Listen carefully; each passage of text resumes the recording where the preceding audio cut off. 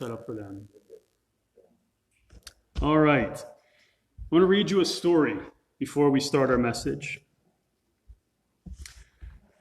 When Jane was 20 years old, she met Jim, the love of her life. He was everything that she'd hoped her future husband would be. He was kind, caring, godly. He made her feel special. Before long, he popped the question, and they got married. They had a happy life. They watched movies together. They visited parks together. They obviously went on vacations together. And then they decided to have children together. The days passed by, the weeks, the months, the years, the decades. They watched their kids grow up. They watched them lose their first teeth. They watched them go on their first date. They attended and participated in their kids' weddings. They watched these kids grow up, get married, and start their own families and move out. And then it was just the two of them. And as the years passed by, their relationship grew deeper. They were choosing to spend their entire lives together. Yeah, Jim's face started to show signs of age, but Jane didn't care. In fact, she thought her husband looked more distinguished with age. She only wished that she could age as well as he had. As they grew older, life slowed down a little bit. Jim was never quite able to retire, and they never had that much money. Nevertheless, they dreamed of a day when that could happen. Nothing but the two of them. No distractions, and just years and years together. One day, Jane was doing the laundry when her husband went out to cut the lawn. It never took him this long to cut the lawn before. And she noticed that she couldn't hear the lawnmower. She looked out the window to see her husband had passed out on the ground, and she immediately called 911, but it was too late. He was gone. She had decades with him, but it wasn't enough time. It never is. And he was gone. And she felt like she never got to tell him anything. If only she had 5 more minutes, she could have said everything she wanted to say. But she didn't have that 5 minutes. She never got a chance to tell him that she loved him one last time. Her life would never be the same. As the days and weeks go by, she realizes that things are going to be a whole lot worse before they get any better. She's dealing with the greatest loss she's ever faced in her life. But on top of that, now she has to figure out how to survive. Sure, they had some savings, but not a ton. And her life will never be the same. In Paul's first letter to Timothy, Paul writes to a young pastor about how to manage the affairs of the church.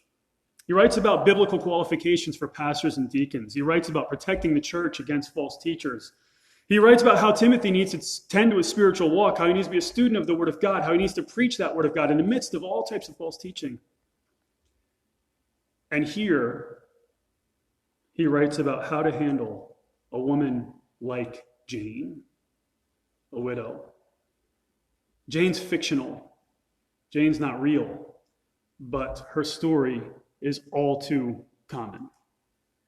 And Timothy will have to deal with Jane's, widows like Jane, in his ministry. And pastors today will have to deal with widows like Jane in their ministries. And Paul tells Timothy right off the bat in chapter 5 and verse 3 to honor widows. Look at 1 Timothy 5, verse 3. Honor widows who are widows indeed.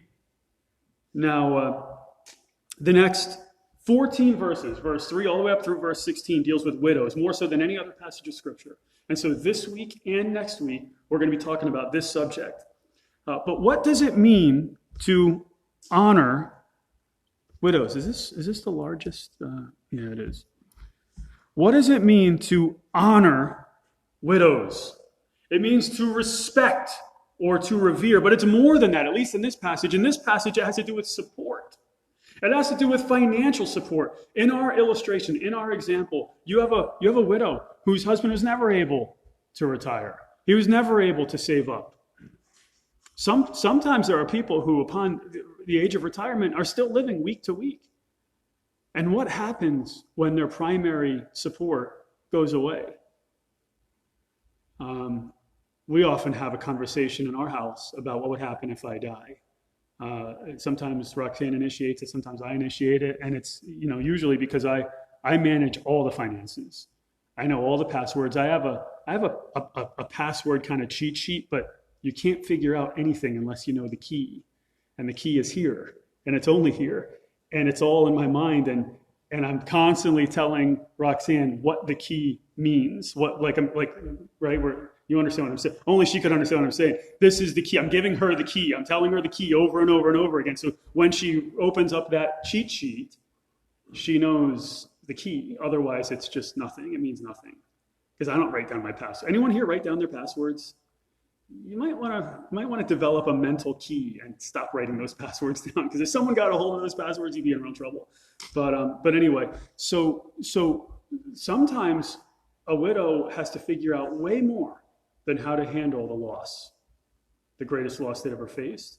They got to figure out things like, how do I pay these bills? How do I support myself in the years ahead? How do I manage a budget? Am I going to make enough from the Social Security that's left or whatever? And so there's way more at stake than just loss. And it's not just loss. It's never just loss. Everyone can experience, who's experienced loss knows that it's never just loss. But when it's loss plus how am I supposed to survive, that's even worse. So in this passage, honor has a lot to do with respect and reverence, but it's more than that. It's about financial support. You might remember the Jerusalem church in Acts chapter 6 helped support their widows. And the office of a deacon came from managing those widows.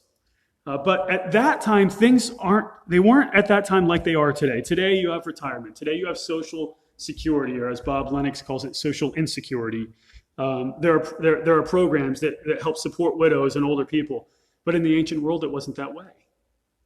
They didn't have those social programs in the ancient world. And we all contribute to that. And we contribute, and our employer contributes to that, right? And so there's, like, I don't know if most of you guys probably realize this, but your income, you're paying, I don't remember what the amount is. Brother Weedy, you might know. I feel like it's 7.65%, and the employer pays 7.65%. So in the end, you pay something like 15.3%. At least that's how it works with the church here. And I think with businesses, it's very similar. It's a very similar situation. The employer pays a portion. It's a matching type of a thing. So you're kind of paying. That's not how it works, Andrew. I just pay it all. Oh, you just pay it all. Oh, you're very. Yeah, but your employees are going to pay into it as well from their taxes. Yeah. So at least that's how it was when I had my business. Now, from a business owner perspective, it feels I'm paying all this. I pay myself as an employee. Yeah. So my business is paying, but it's still, I get taxed on my money. Yeah. I understand that dynamic. I understand what you're saying. But when you look at the employees' paychecks, there's money that comes out. So they're contributing all along into the social program that hopefully one day they get to draw off of, right? If certain people get in, that may not be the case. But in the ancient world, if your husband died, you'd be in trouble. A woman relied on her husband's income alone. And again, she would suffer the greatest loss of her life, and then she'd need to figure out how to survive. And so Paul writes that Timothy is to honor widows, to support them financially, help them out financially. But he immediately qualifies it by saying, honor widows who are widows indeed. Paul's talking about widows who have legitimate need here. And he's going to explain more about that in the next few verses. Now, before we get into too much detail this week, I want you to understand that this week, verses 3 through 8, are primarily talking about support that is not from the church, that is from the organization of the church. Verses 9 and following are talking more about the churches and organizations supporting. This is more talking about individual support, and we'll see that here in a second. But anyway, supporting widows, it's no new truth. The scriptures have taught about this over and over and over again. Jesus taught about supporting widows in multiple places. He talks about taking care of your parents. And you got to think that was a dynamic that he knew very well, right? Because his own earthly father died, apparently, and he had to take care. He had to ensure that his mother was taken care of. In fact, at the cross, he kind of ensured that his mother would be taken care of when he spoke to the Apostle John about taking care of his own mother. The book of Job speaks of the importance of caring for widows. Psalm 68:5, check this out. We'll read just a couple of quick verses here. Psalm 68:5 speaks about God as a father of the fatherless and a judge for the widows. In Psalm 146:9, the Lord protects the strangers. He supports the fatherless and the widow. In Proverbs 15:25, the Lord will tear down the house of the proud, but he will establish the boundary of the widow. And there are other passages that speak about the care of widows. In fact, there's an entire book of scripture that deals with a widow being taken care of. Anyone want to share? The book of Ruth, right? And the widow was...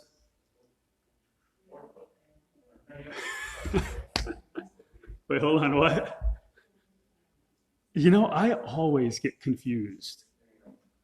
I always have to, I feel terrible. I should know this, right? And I do know it. But for some dumb reason, it's like, I will call purple pink and pink purple. I don't understand why. I know what color purple is, and I know what color pink is, but I always call purple pink and pink purple. And I call, what's the other one? I call red blue. Wait, what is it? I'll know the next time I do it. I think I call red blue and blue red. There's another color I get. You remember what color I get mixed up? I always call it by the wrong. I know the color. Like, I'm going to look at that shirt and I know what pink looks like, but for some reason I call it purple. This is what happens with Ruth and Naomi for me. And I go and I'm like, wait a minute, was Ruth or was Naomi the widow? It was Naomi, right? But I always mess it up in my mind for some reason, right? So we have an entire book of Ruth about really, and maybe I get a little messed up because, what's that? Because they're all widows at the end. But Naomi is the person on which the whole story really turns.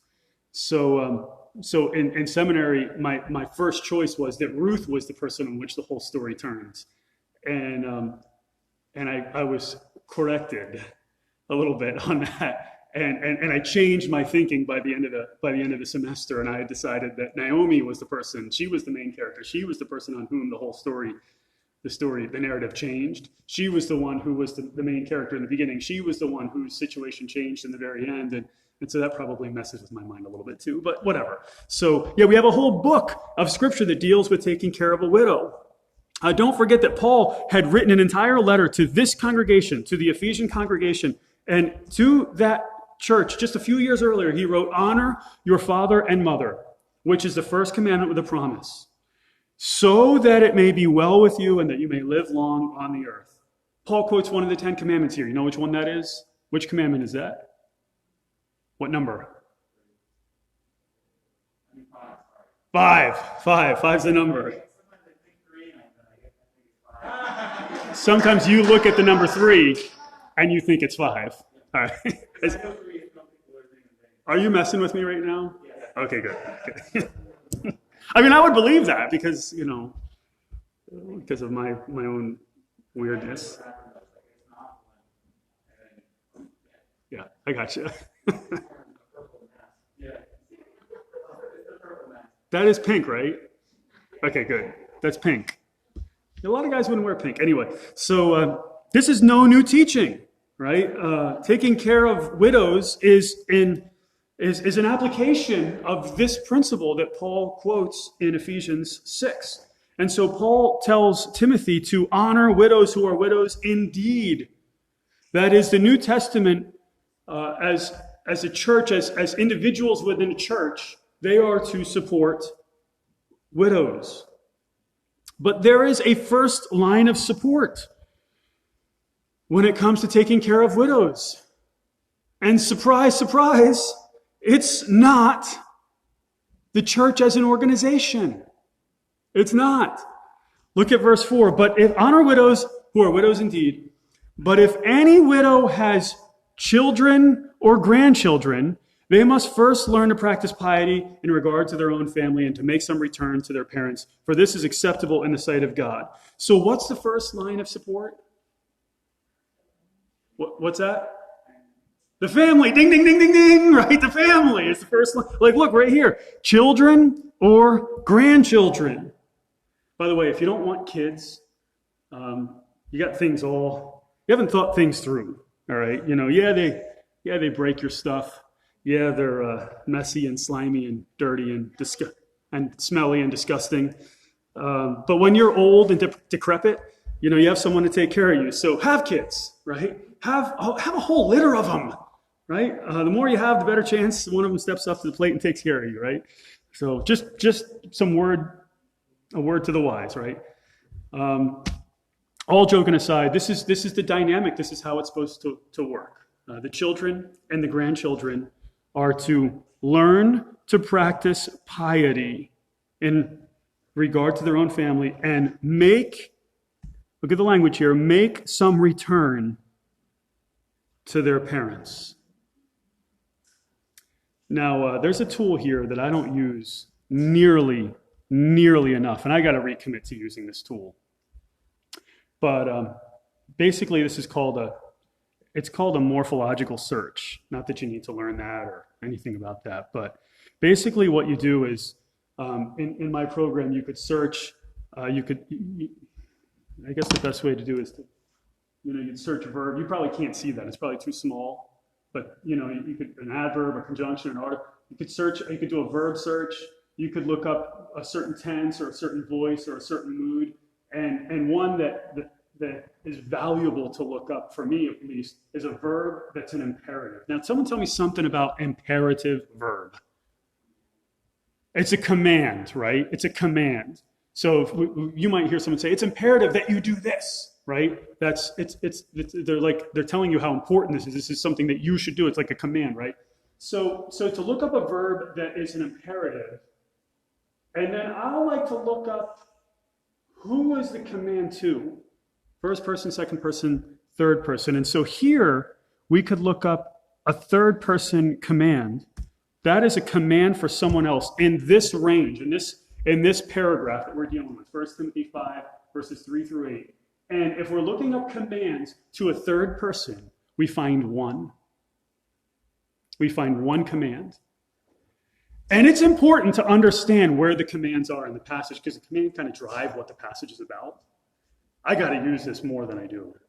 I'm ashamed at how little I actually use this, because I think more in terms of English than I do in terms of Greek. But anyway, ignore this side. Just ignore everything that's over here, because that's all Greek to you, right? But the command is highlighted over here. If any widow has children or grandchildren, they must learn. And then that's kind of modified by practice. They must learn to practice piety.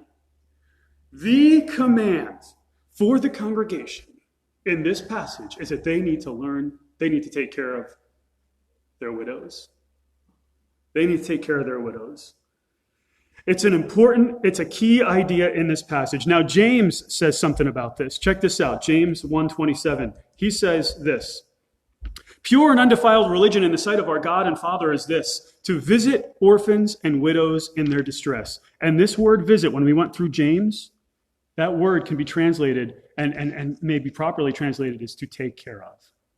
Not just to go pay a visit to them at their house or something, but to take care of orphans and widows in their distress. Taking care of your widows is a pious thing to do. It is a pure and undefiled thing to do, according to James. And so family is the first line of support, and they should not be passing their obligations off to the church.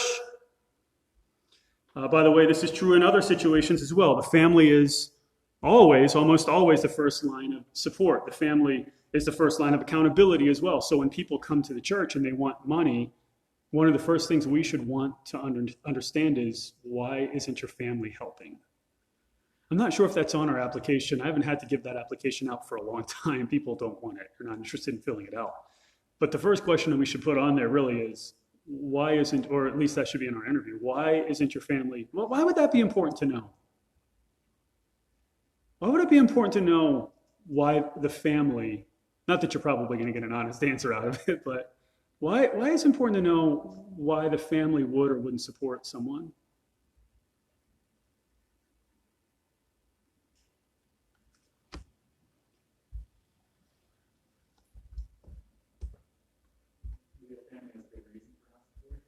Like, the family knows what's going on generally, right?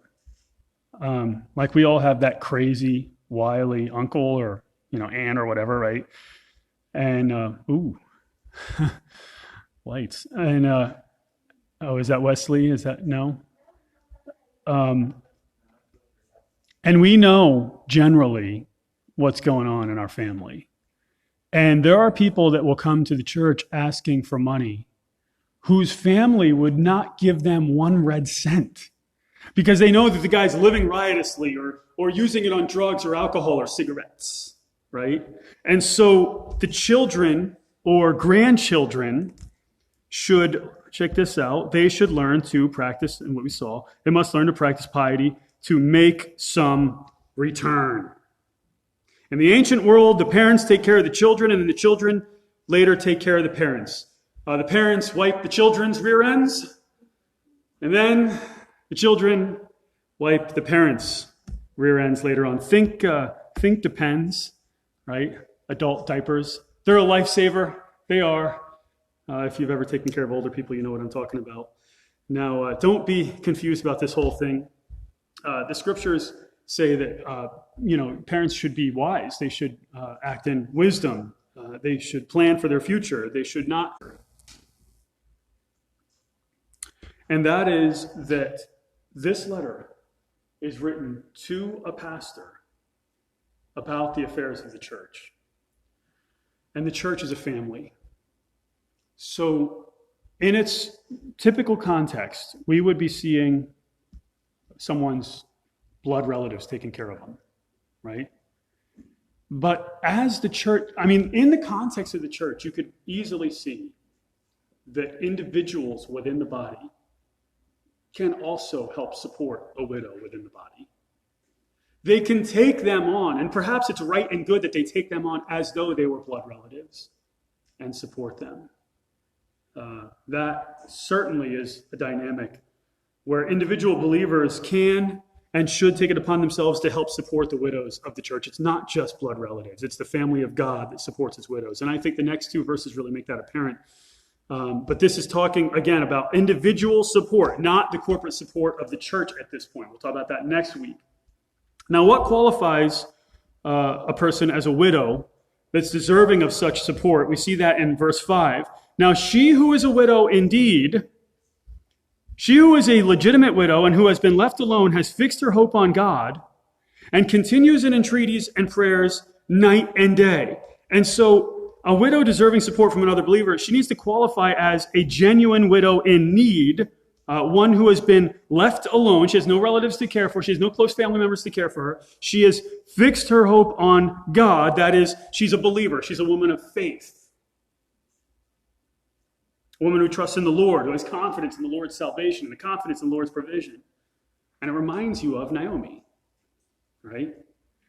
Reminds you of Naomi in the book of Ruth, who trusted in the Lord to provide for her after her husband and sons died in the land and the fields of Moab, right? Now, I think it was a mistake. I think as I went through Ruth some years ago, it was a mistake for her to go to Moab in the first place. But I'm not really sure that was her decision to make. And when she was left kind of destitute, she trusted in the Lord's provision. She went back in mourning, but she trusted in the Lord's provision. And the Lord provided for her through her daughter-in-law Ruth and through, of course, Boaz. A woman whose hope is fixed on God is looking forward to his return. And so she has no family members to take care of her. She is a faithful follower of Jesus Christ, who she trusts in the Lord.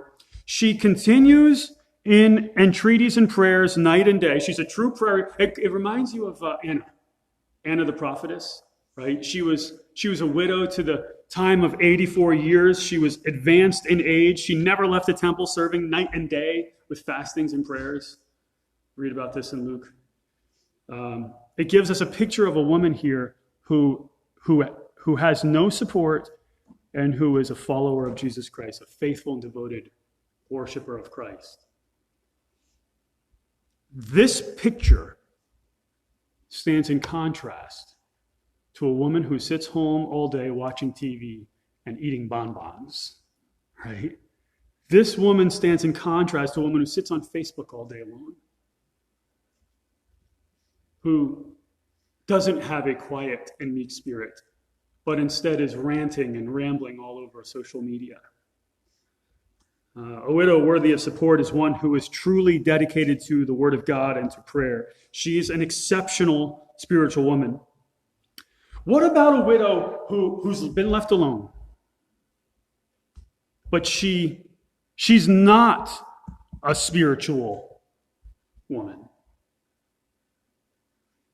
She who gives her, verse 6, but she who gives herself to wanton pleasure is dead even while she lives. This idea of wanton pleasure, right? That is, she indulges herself. She lives with luxuries. She lives for pleasure. She lives for things. She desires the things of this world. Even her management of money would be affected by her desires for stuff. And look, I'm not a lady. I don't know all the things ladies desire, but I have an idea. I'm surrounded by 4 ladies in my house, right? Well, 1 lady and 3 girls, but I know a little bit about what girls like, and I know some of the excesses that are out there in the public that people love. And I've said some things about that. I'm not going to go, but this is a picture of a widow who desires these things in the world. It could be materialistic items. It could be even sexual items. It could be, that's what this word could mean, wanton pleasure. It could support any of those ideas. This woman is dead even while she lives. She appears to be alive, but appearances are deceiving. She appears to be alive, but she has no spiritual life. She's dead. I can't help but think of a woman who appears to be beautiful on the outside, but inside, she's ugly. She is a ravenous, boisterous, ugly woman. Right? Same general idea here. These truths about widows are truths that Timothy needs to teach to his congregation. Look at verse 7. Prescribe these things as well, so that they may be above reproach. Prescribe these things as this is part of the body of commands that Timothy is to teach his congregation. Now, remember earlier I kind of showed you that little search for commands, right? Can you read the verse on the right? Is it too small? You can maybe in the back you might be struggling with that a little. You can't read it back there. But Joe, you can see that. Paul, you can see that. So everything but the last 2 rows. Everyone but the last 2 rows can pretty much see that. The command for the congregation was that they need to learn to practice piety, to make return to their parents. If I change the search from a 3rd-person command over to a 2nd-person command, that is a command to you, Paul to Timothy, look what happens here. There are 2 commands in these verses. One is in verse 3. Timothy's first command is to honor widows, right? And his second command is to teach people to honor widows. It's like it's just about the whole idea we're looking at here is kind of almost bracketed, not perfectly, but almost bracketed with this idea, these two commands, to honor widows and to prescribe to teach these things. Now, and so that means, so that's significant, right? That's Timothy's main job is to teach the congregation to honor widows. The congregation's main job, and for himself to honor widows, the congregation's main job is to honor widows, right? To learn to practice piety. All three commands revolve around the same thing. The congregation is commanded once to do it. Timothy is commanded not only to do it, but to teach it. Now, check this out. Prescribe these things as well, so that they may be above reproach. Who are they?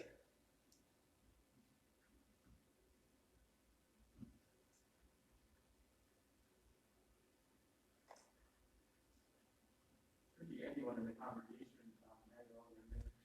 right? So it could be they, the children of widows, or it could be they, the women who could potentially be widows. So that's really kind of the exegetical choice that needs to be made, right? That is, like, when you're examining the passage, I need to decide, are they the congregation that receives teaching, or are they the widows, in verses 5 and 6? And we don't really have a lot that tells us who they are. And I think, Paul, the point you're making is kind of clear. It could be either one. It could be all of them.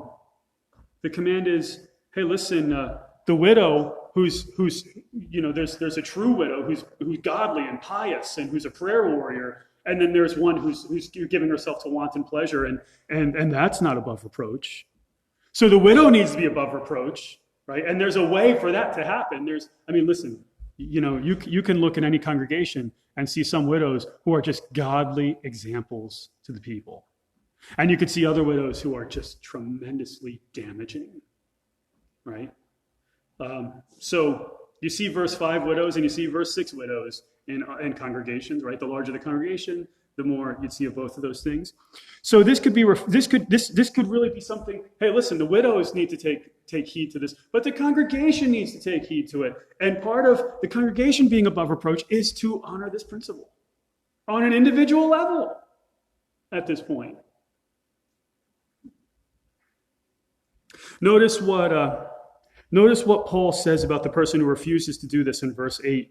But if anyone does not provide for his own, and especially for those of his household, if anyone does not provide for his own, and especially for those of his household, he has denied the faith.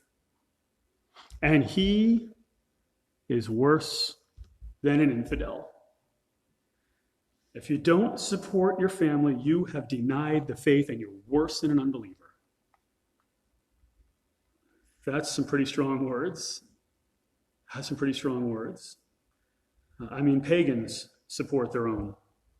Unbelievers support their own. If believers don't do that, they're worse. They're worse than the pagans.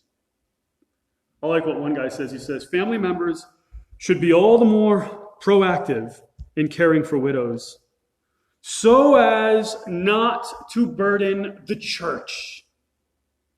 And verses 3 through 8 are dealing with you, not the organization. That is not the monies that the deacons manage, not the Acts chapter 6 business, but you as an individual within the congregation, and your personal responsibility to honor widows who are widows indeed. Next week, we'll talk about the corporate responsibility. This week, we're talking about the individual responsibility. And so the point of this passage is pretty clear when you look at the commands. You look at the language, it's pretty clear, and it's that believers should take care of godly widows. But the first level of support is the family. It's the family. Blood relatives. Blood relatives. The family of the faith. How does this apply today? What does this look like in real life? Again, today we have a different type of support system, and so it's not quite the same as it was in Paul's day. The principles remain, but the practice can change a little bit. Support does need to be given from time to time, but for the most part, the widows in our society are generally taken care of through financial assistance from, Social Security or the government or retirement or whatever else. But sometimes support needs to be given. Sometimes support needs to be given, and so sometimes it means taking a widow into your house. Sometimes it means financial support. Sometimes it means managing a person's bills. Sometimes it means, it reminds me of, not to embarrass anyone, but it kind of reminds me of how Brother Weedy used to take care of Olive Davis, how to take care of Olive Davis affairs. She was over here in the nursing home, and, he had to manage her. And sometimes, hey, I know, sometimes that wasn't the easiest thing to do. Sometimes, she was, towards the end, at times losing her mind a little bit, you know what I mean? And she was getting like a little, in her thinking. I imagine it was a challenge. But for many years, I don't know how many years, I didn't talk to him before this, I didn't say I was going to bring this up or anything, but for many years, Brother Weedy, and I'm sure Sister Weedy as well, but Brother Weedy managed Olive Davis financial affairs and did an excellent job in sometimes very challenging situations. A passage like this reminds me of that type of thing. Doesn't have to be something so, like what I mean when I say you don't have to go out there looking for some big grand gesture, okay? Although if you're able to carry out a grand gesture, man, what an honor that is to the Lord, right? But maybe you can't. Maybe you can't do that. Maybe you're not able to time-wise or whatever else. It could be something smaller where you guys as a congregation can look at some of the widows that we have even within our body or within your family and consider how can I minister to these guys? It may mean inviting them into your home to support them. It may mean that. I don't know. It depends on the situation, I suppose. But it could just mean you just reaching out and being an emotional and spiritual support. Some of these widows are in pain.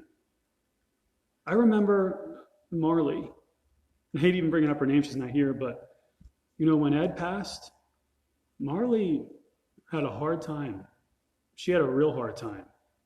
She couldn't even come to our worship services without being reminded of Ed. And so she'd come to our worship services, and for like a year, she would cry. I don't know if it was a year, but it's a long time. Like, anyone attest to that? Like you could feel her pain when you walked in the room, and she was up here. And she's not alone. Women live longer than men on average. I think it's, it's like a 3 to 6 year difference. I don't know why, but I think the average man in America lives to something like 68, I think. It might be 71. It's hard to, and the average American lives 3 years longer than the average male. So that means the average woman is living probably a little longer than, I'd have to guess 6 years longer. I don't know. I've looked it up. Joe, I've looked it up too, man. If you're looking it up, I don't know. But I've looked it up. I found we asked Siri, we asked the Echo Dot. I went online and searched it, and there was conflicting reports.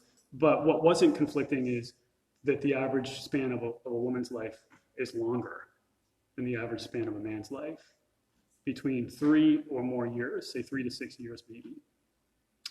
And so it's a common thing. It's a common thing for a woman who's dedicated her entire life to a man to have to suffer this type of loss. I think we can appropriately apply this to widowers as well, right? I mean, obviously, but the dynamic is brought up as widows because that's the more common situation. Here's a few ideas for you to consider. Maybe some of these ideas contextually might be a little more challenging today because we're in the middle of this thing, the virus. And so consequently, some of the widows would perhaps be the most vulnerable of our congregation. So you kind of got to be a little careful there. You want to protect them. You want to show love to them at the same time. But maybe it's maybe just being there for them, making a phone call, giving them some encouragement.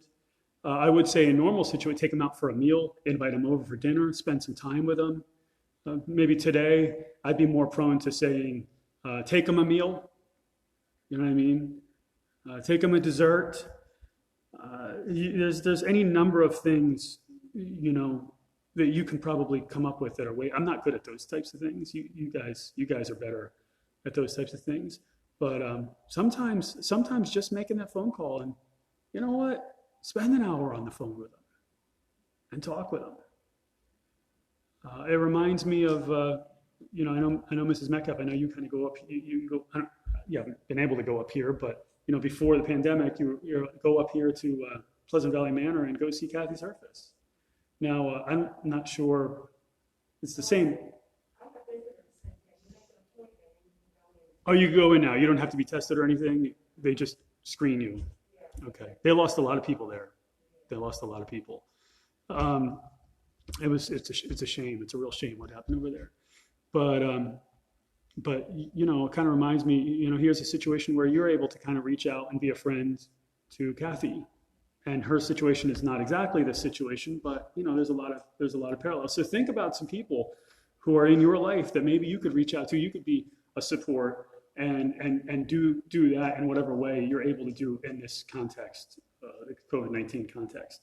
And so the point of the passage is that believers need to look out for godly widows and seek to help them with their needs, especially when they don't have family to care for them, and that this is good and honoring in the sight of God. Do we have any questions or comments about the passage that maybe I didn't? Good, because I don't have the answer. Oh, there's a question. When you were asking who are the they, were you saying the they in verse 7 is the same as they in verse 4? No.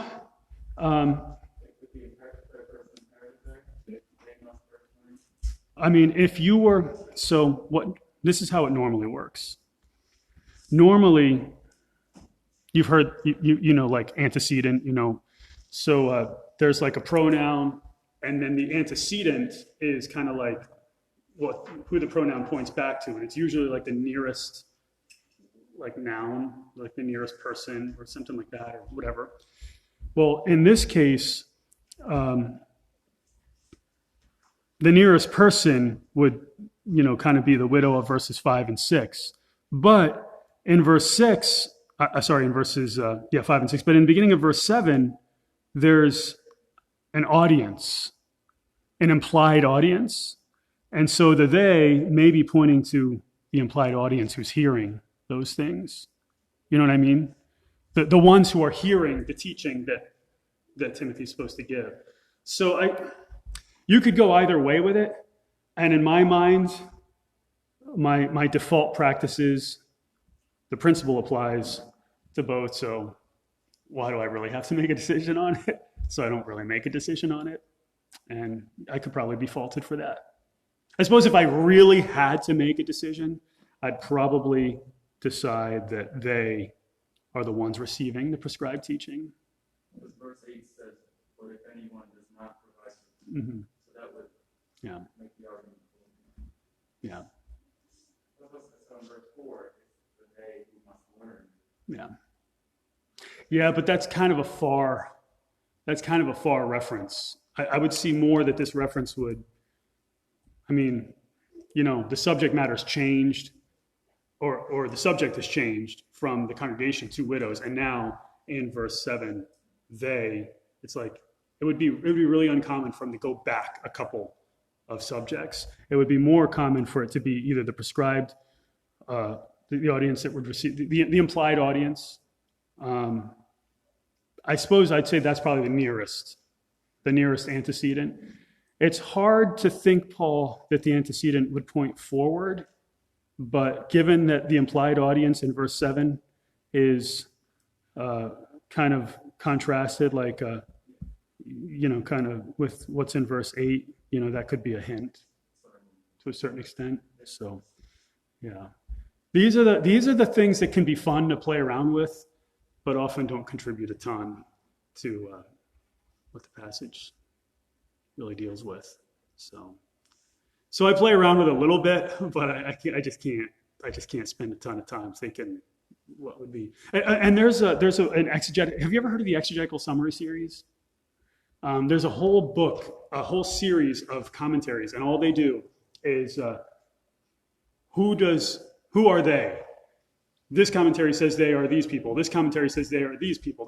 Here are all the choices, and these are the people that support each choice. And it's a pretty cool series, the exegetical summary series. I was going to buy it a few years ago, but I just didn't want to put the money out. So anyway, what's the number? Let's 235. You take your hymnals and turn to 235.